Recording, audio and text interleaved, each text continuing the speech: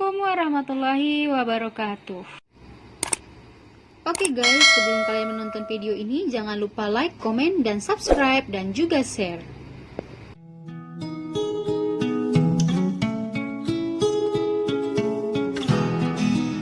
Hubungan pemerintah pusat dan daerah part 2.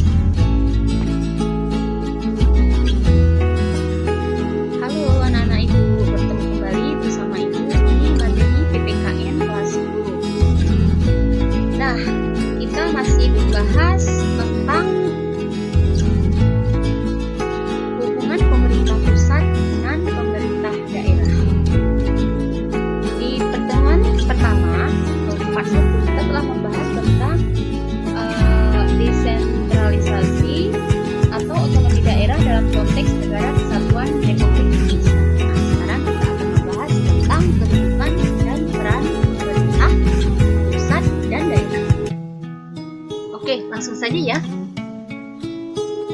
Kedudukan dan peran pemerintah pusat. Dalam pelaksanaan otonomi daerah, pemerintah pusat memiliki 3 fungsi, yaitu fungsi pelayanan. Fungsi pelayanan dilakukan dalam rangka memenuhi kebutuhan masyarakat dengan cara tidak diskriminatif dan tidak memberatkan serta dengan kualitas yang sama. Dengan pelaksanaan fungsi ini, pemerintah tidak memberatkan serta tidak pilih kasih, dan semua orang memiliki hak yang sama, yaitu hak untuk dilayani, dihormati, diakui, diberi kesempatan, kepercayaan, dan sebagainya. Selanjutnya ada fungsi pengaturan. Fungsi pengaturan memberikan penekanan bahwa peraturan tidak hanya kepada rakyat, tetapi juga kepada pemerintah itu sendiri. Artinya, dalam membuat kebijakan lebih dinamis yang mengatur kehidupan masyarakat. Jadi, fungsi pemerintah adalah mengatur dan memberikan perlindungan kepada masyarakat dalam menjalankan hidupnya sebagai warga negara. Lanjut ke fungsi pemberdayaan. Fungsi pemberdayaan dijalankan pemerintah dalam rangka pemberdayaan masyarakat. Masyarakat tahu, sadar diri, dan mampu memilih alternatif yang baik untuk mengatasi atau menyelesaikan persoalan yang dihadapi. Pemerintah pusat memiliki kewenangan lain, yaitu sebagai berikut. Nah, perencanaan nasional dan pengadilan pembangunan nasional secara dana perimbangan keuangan, sistem administrasi negara, dan lembaga perekonomian negara, pembinaan dan pemberdayaan sumber daya manusia, pendayagunaan sumber daya alam, dan pemberdayaan sumber daya strategis, konservasi, dan standarisasi nasional. 2. Kedudukan dan peran pemerintah daerah.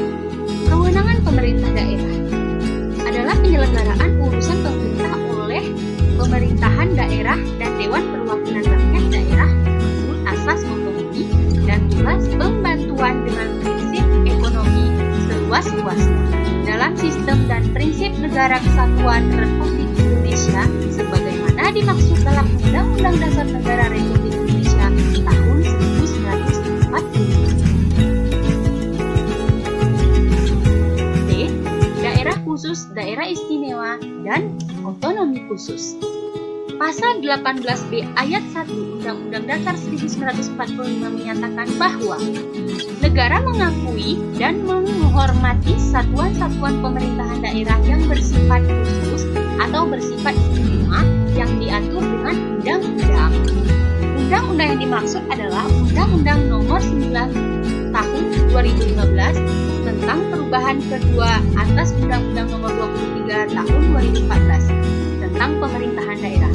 Satuan-satuan pemerintahan daerah yang bersifat khusus adalah daerah yang diberi otonomi khusus, yaitu daerah khusus Ibu Kota Jakarta dan daerah Provinsi Papua. Adapun daerah istimewa adalah daerah istimewa Aceh, Nangro, Aceh Darussalam, dan daerah istimewa Yogyakarta.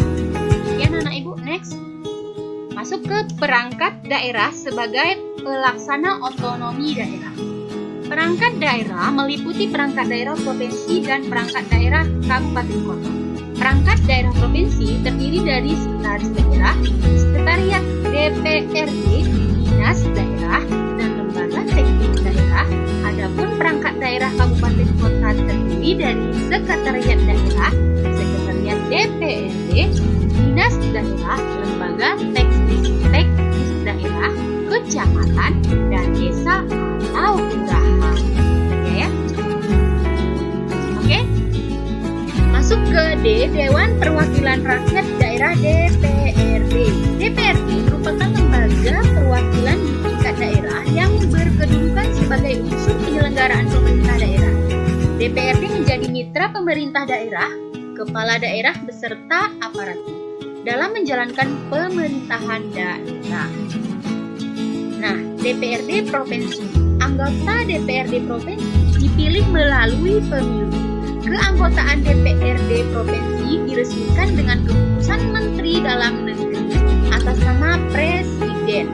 Masa jabatan anggota DPRD Provinsi adalah 5 tahun dan berakhir bersamaan dengan saat anggota DPRD Provinsi yang baru mengucapkan sumpah atau janji. DPRD Provinsi berhak meminta pertanggungjawaban gubernur. Ya, next. Oke, proses pemilihan kepala daerah. Kepala daerah dan wakil kepala daerah dipilih dalam satu pasangan calon yang dilaksanakan secara demokratis berdasarkan asas langsung, umum, bebas, rahasia, jujur, dan adil. Calon kepala daerah dan wakil kepala daerah adalah warga negara Republik Indonesia yang memenuhi syarat tertentu. Pasangan calon kepala daerah dan wakil kepala daerah yang memperoleh suara lebih dari 50%, jumlah suara sah ditetapkan sebagai pasangan calon terpilih. Nah, apabila ketentuan tersebut tidak terpenuhi, pasangan calon terpilih. Apabila ketentuan tersebut terpenuhi, pasangan calon kepala daerah dan wakil kepala daerah yang memperoleh suaranya terbesar dinyatakan sebagai pasangan calon terpilih. Baik, anak-anak ibu, kita lanjut ke peraturan daerah atau Perda. Ditetapkan oleh daerah setelah mendapat persetujuan DPRD.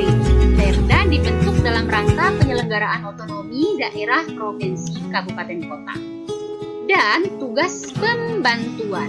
Perda merupakan penjabaran lebih lanjut dari peraturan perundang-undang yang lebih tinggi dengan memperhatikan ciri khas masing-masing daerah. Perda tidak boleh bertentangan dengan kepentingan umum dan peraturan perundang-undang yang lebih tinggi. Peraturan daerah dibentuk berdasarkan asas pembentukan peraturan perundang-undang. Lanjut ke G, keuangan daerah. Penyelenggara fungsi daerah dapat terlaksana secara optimal apabila penyelenggaraan urusan pemerintahan diikuti dengan pemberian sumber-sumber penerimaan yang cukup kepada daerah dengan mengacu kepada undang-undang yang mengatur perimbangan keuangan antara pemerintahan pusat dan pemerintahan daerah. Besarnya diselaraskan dengan pembagian kewenangan antara pemerintah pusat dan daerah. Semua sumber keuangan yang melekat pada tiap urusan pemerintahan yang diserahkan kepada daerah menjadi sumber keuangan daerah.